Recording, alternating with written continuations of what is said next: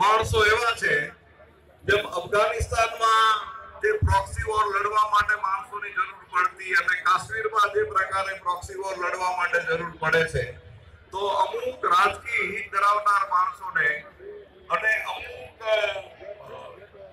આંદોલનમાં હિત ધરાવનાર માણસોને એ તાઇફા કરવા માટે એ પેઇડ એજન્ટ હોય એટલી હદ સુધી બેકાર છોકરાઓ છે અને એ છોકરાઓ તમારા સમાજનું હિત નક્કી કરે એ તમારા સમાજ માટે મોટી દુર્ઘટના હશે. આ તમે ચેતી જજો. તમને મારી વાત સાચી ન લાગે વાત કરી છે અને આ સમારંભમાં હું લેટ એટલા માટે આવ્યો કે હું રંગરેલિયા કરવા માટે ગયો હતો.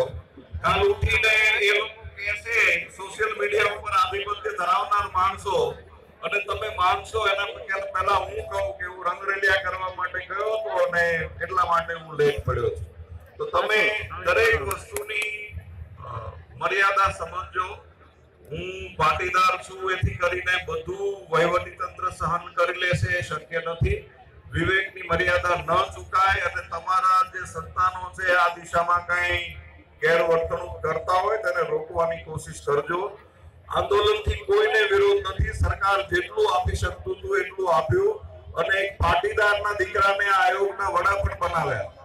આ આંદોલન જ્યારે શરૂઆત થઈ ત્યારે આનું નિરાકરણ શું, એમાં બૌદ્ધિક બેઠકો ગોઠવવામાં આવી હતી. એના અંદર જે સજેશન કરવામાં આવ્યું હતું એ સજેશન મુજબ આયોગની ઘટના થઈ છે. આ સજેશન જે આયોગની રચનાનું છે એ પણ અગ્રણી બૌદ્ધિક માણસોના સજેશન આધારિત છે.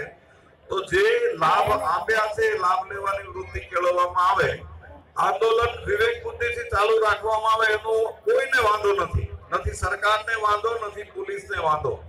અને અમે અમારા પ્રત્યે ભાજપના એજન્ટ એવા પ્રકારના આક્ષેપો કરવામાં આવે છે.